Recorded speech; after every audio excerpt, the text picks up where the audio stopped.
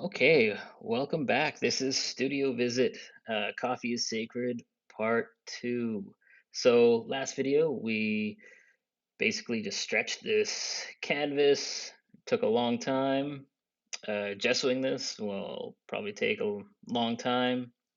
So, I can hear me rummaging in the back. I'm probably looking for a, brush to, put this primer slash gesso on. It's probably like a 2-inch brush or a roller. Basically anything you can find in your local hardware store. Yeah. So yeah, we need primer because I'm going to be using oil paint on this, and oil paint eats raw canvas. So yeah, we need something to protect the canvas from the paint. So I'm grabbing something. Oh yeah, also I'm probably going to grab that gesso somewhere. I usually buy this stuff in tubs more so than when you go to your art store or whatever, usually front and center they got these tiny little bottles of gesso, which is kind of ridiculous. I mean, you need a lot of this stuff. So yeah, if I don't find a big tub somewhere, I'll usually just ask the front. They can order it special, or they usually have it somewhere. It's just not super noticeable.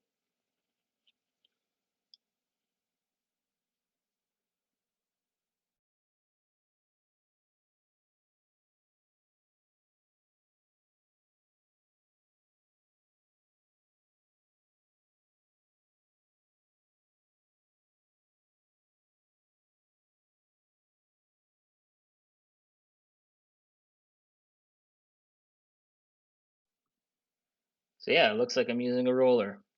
Good for me.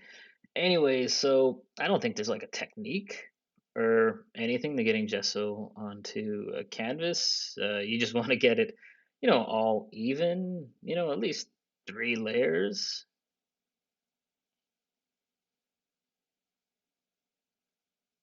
I'm going to be doing, I'm going to be adding some stuff to my gesso. So I don't think I'd do like 3 layers of just this type of gesso. I think I only really do like one or two. And then I put coffee grounds in it. I'll talk a little bit more about that when you actually see it, so it makes more sense.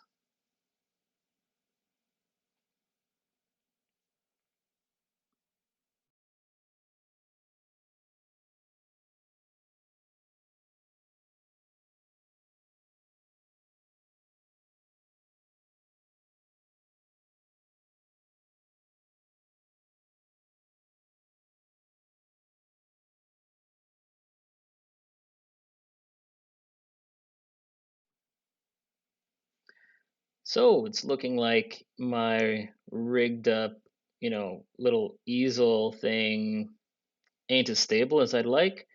So I just have like a piece of wood that I'm going to try to like space the canvas a little bit better. If I remember correctly, what was happening is, I'm painting against this thing and just pushing it against the wall, which makes it all wobbly and wiggly. So I need to have it at a bit of an angle, kind of like when you see like a regular canvas, they're always kind of angled out so that they don't like flop forward into you. That's kind of what's going on here.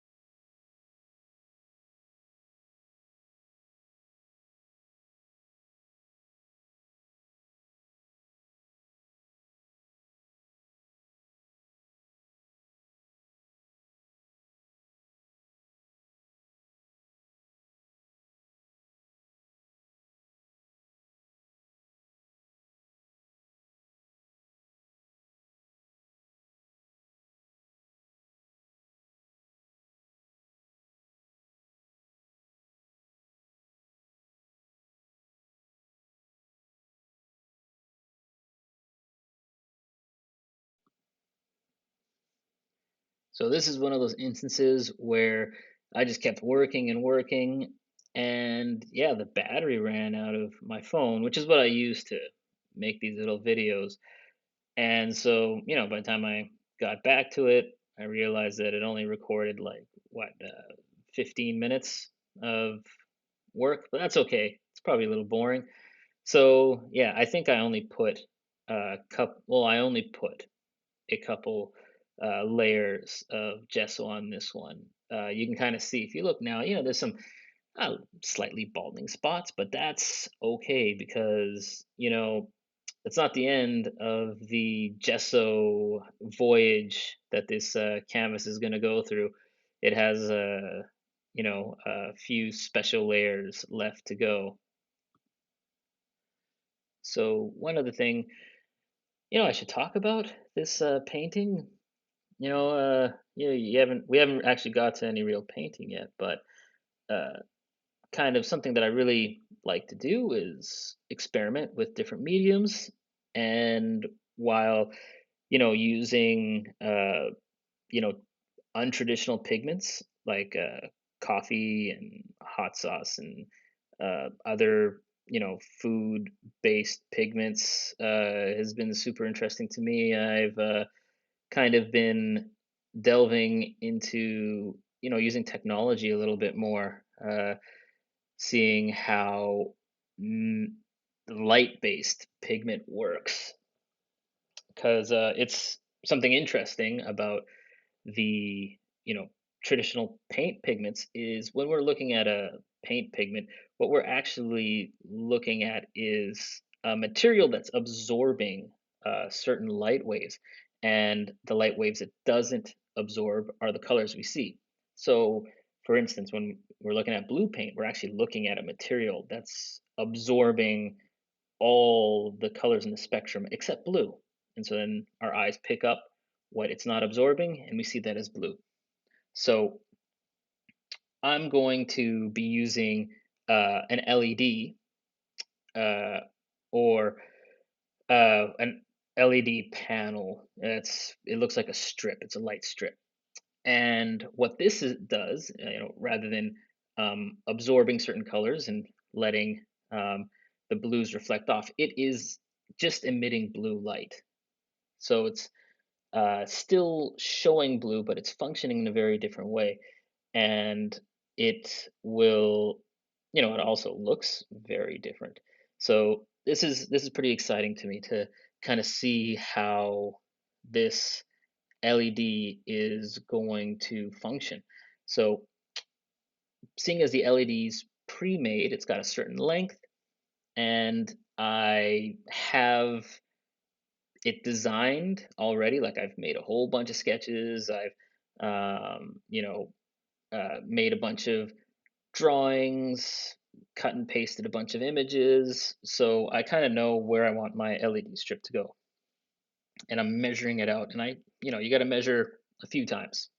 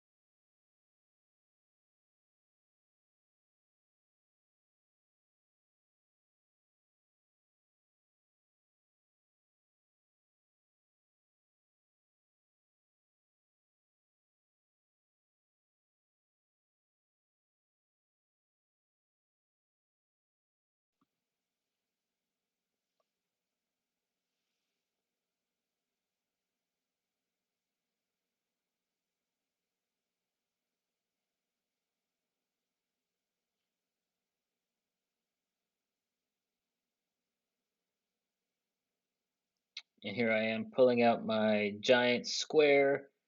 You know I'm serious when I get some measuring tools out.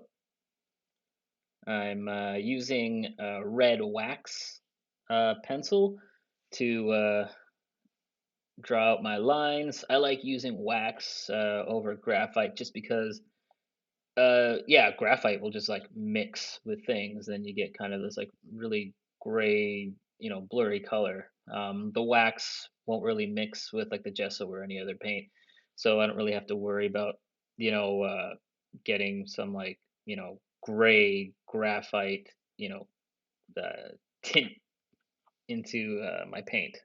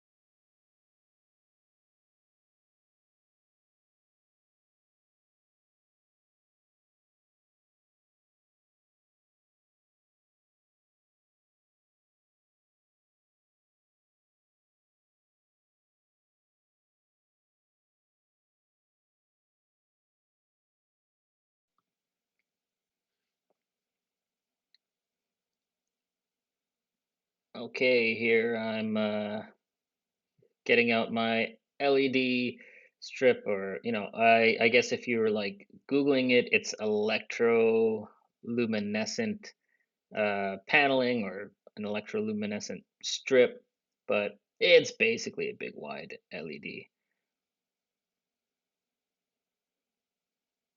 It's a little different from, the light boxes or other kind of LED panels that you would usually buy. Uh, those LEDs are, the tiny little LED bulbs kind of in a row, and then they have some like fogged glass or plastic, some sort of sheet in front of it that kind of diffuses it and makes it seem like one solid strip. The only thing is, once you get the bulbs, plus the strip, plus whatever housings in it, it gets to be pretty thick. And I kind of want this to be thin. So I am using just the super flat paneling. Yeah, it's basically super cheap, whatever your phone screen is made out of.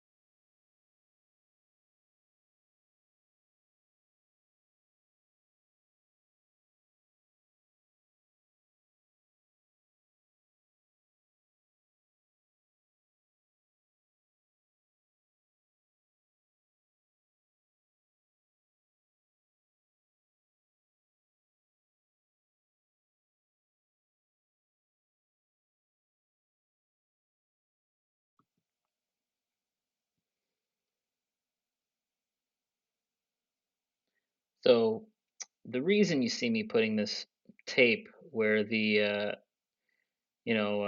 LED panel, EL panel is gonna go is because I'm going to be laying down some serious texture here, and it's gonna be super hard for me to attach that panel. If the surface is all like ragged all over the place. So I kind of need to keep the area that the panel is going to go on, pretty flat so I can glue it on later.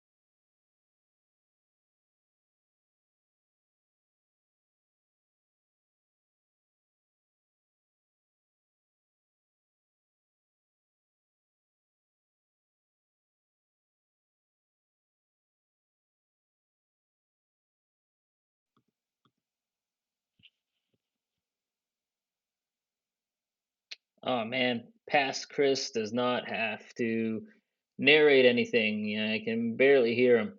Uh, I think I'm just looking for like some sort of square edge to edge off that tape. In hindsight, I probably didn't really need it. But at the time, I was all like, gotta keep everything super straight and 90 degrees, yada yada yada. Uh, yeah, it wasn't really necessary in hindsight. Next time I do this, I'll probably focus on other things.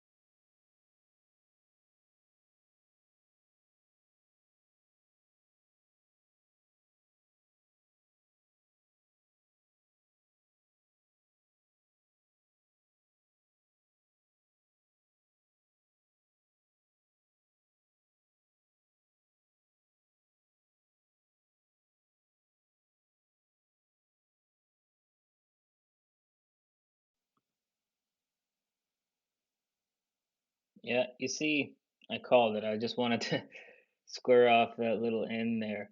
So, yeah, my short-term memory is terrible. So, even though this is, just a few months ago, I don't remember what I did. So, this is like looking at a totally different person doing stuff and just me commenting on it. What other odd, confusing thing will me from the past do?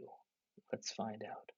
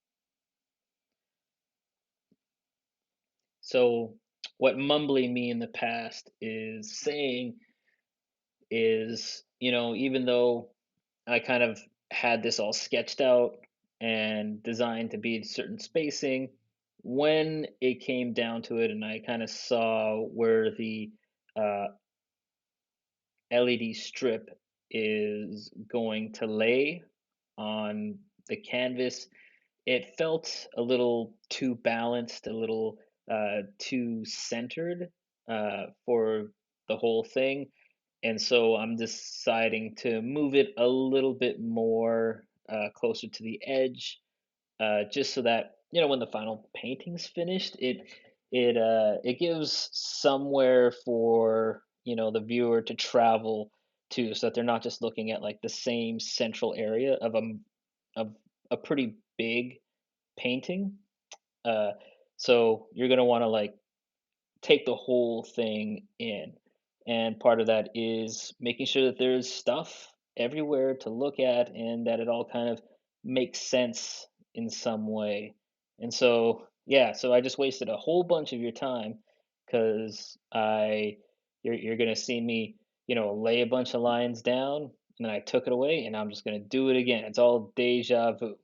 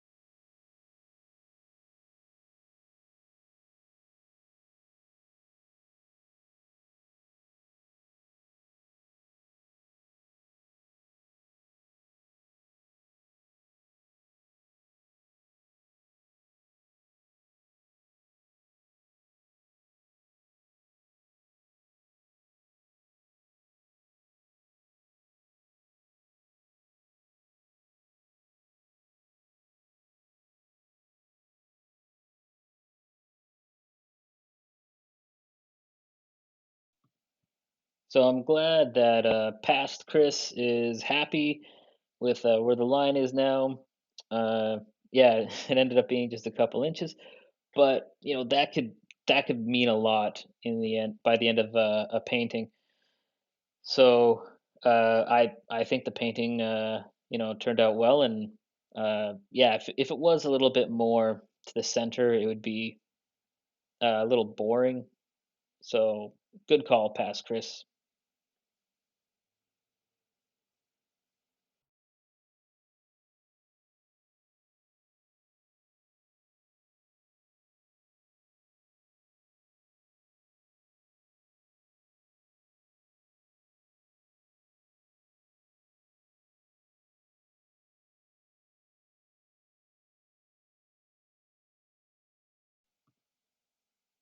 Oh, that was a bit of a shift in light.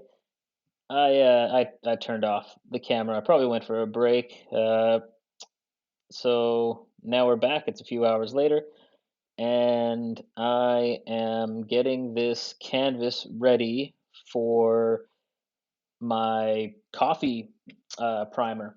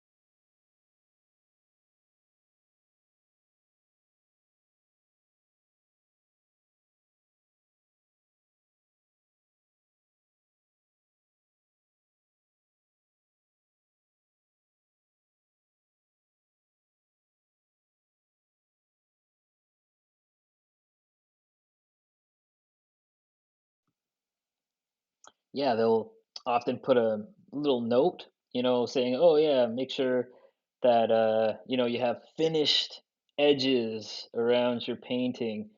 Um, and more established artists, the big ones that sell their paintings for like, $100,000, $1 million. If you look, a lot of them like they don't care about their edges anymore. Um, well, a lot of them don't. The ones that I like, they don't really deal with their edges. There's like paint splatter and really thick impasto all over it. It's all over the place. It's just like crawling around the edge of the painting because the surface is what they're working with. But I'm not at that point yet. I'm still gonna show or apply to galleries that are asking for finished edges, so I have to finish these edges. Uh, yeah, but one day, maybe I'll have the pull where I could just like leave those edges bare, let, all of my crusty coffee grounds just kind of overlap and spill onto them, and have like, little bits of raw canvas being slowly eaten away, um, building up towards like the finished, surface that, most people are actually going to look at. I mean, I think it's really only, other people in the art world who would, peek around the side of the canvas to actually check out what those edges look like.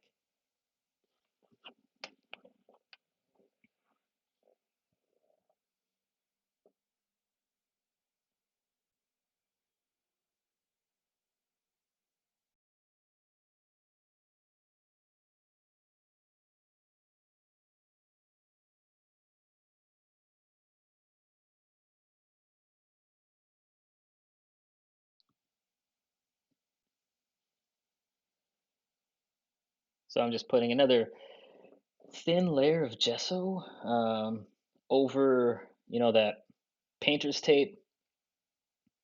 Um, I don't really need to. I think I'm just doing it so that I get some nice crisp lines when I pull off the taper, just to make sure that like any raw bits of canvas are not, showing through, or not going to be exposed to the paint. But I'm gonna put like a really thick layer of gesso mixed with coffee in a bit. So really, it doesn't matter. I think I'm just doing it, out of habit.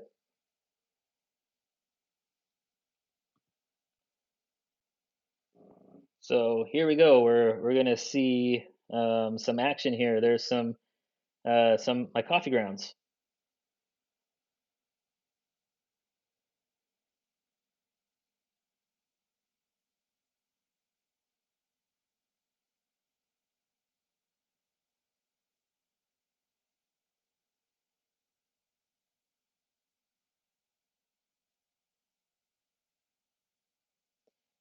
Now, by a few weeks, I mean over the last few weeks, whenever I could remember to not compost my coffee grounds and save them, that's where they are.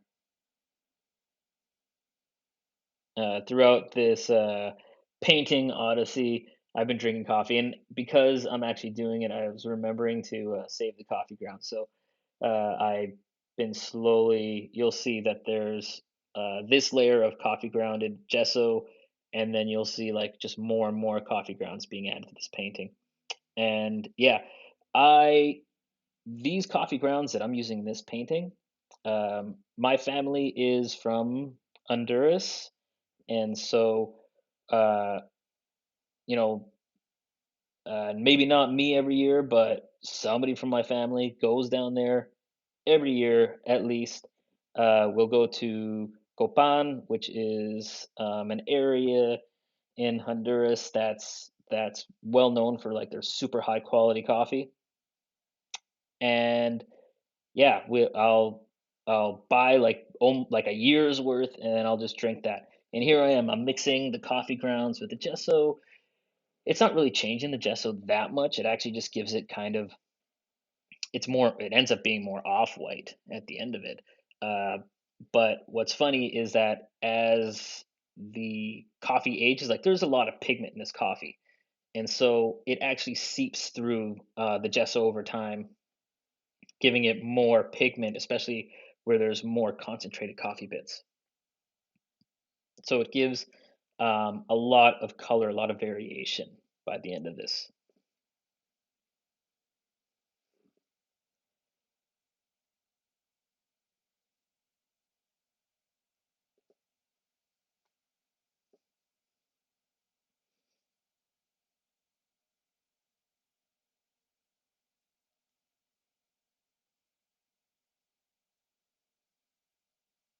Yeah, that comment is almost self-referential, seeing as I'm half white and half Honduran. So uh, so basically, I'm just talking about like myself here.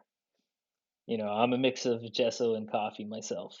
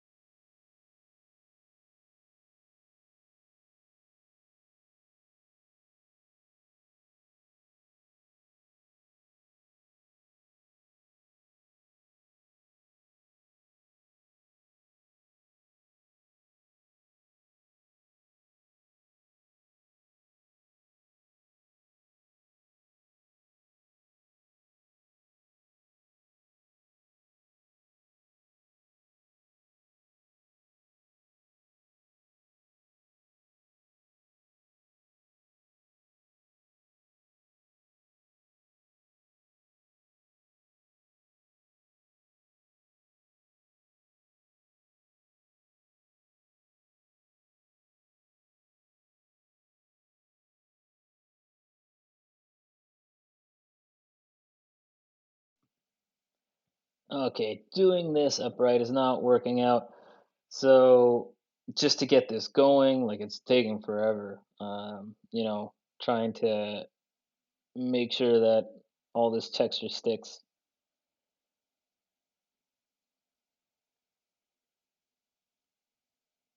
Oh, that's just me complaining about the tiny room.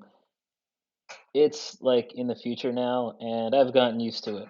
So I probably won't be complaining about how tiny the space is in the future.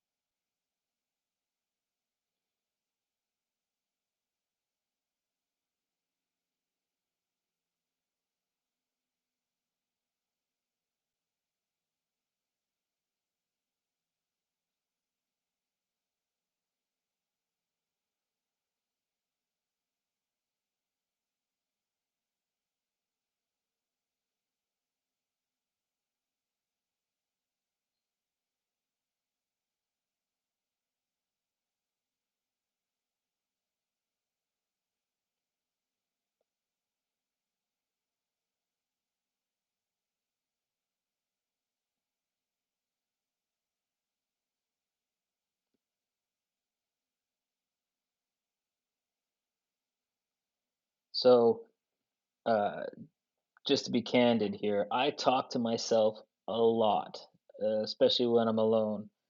Um, and so I'm not doing this for the camera. It's actually messing up my narration here. The fact that Chris from the past is making all these comments. Yeah, you should just shut your mouth and get to work.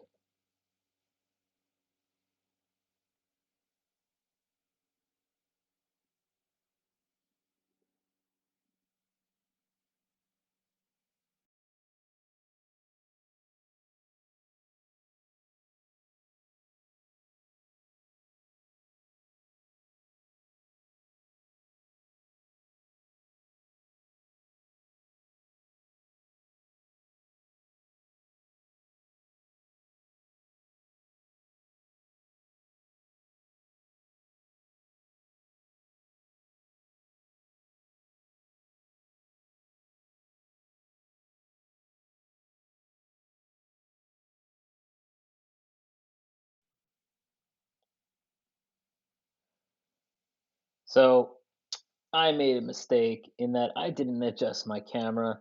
So you're only seeing like a little corner of me doing this. But you know what? In the future, I do fix this, just not for this video. So I'm just going to end it right here. I'm going to call it, and we're going to have a better camera angle and finish off all this texturing in the next video.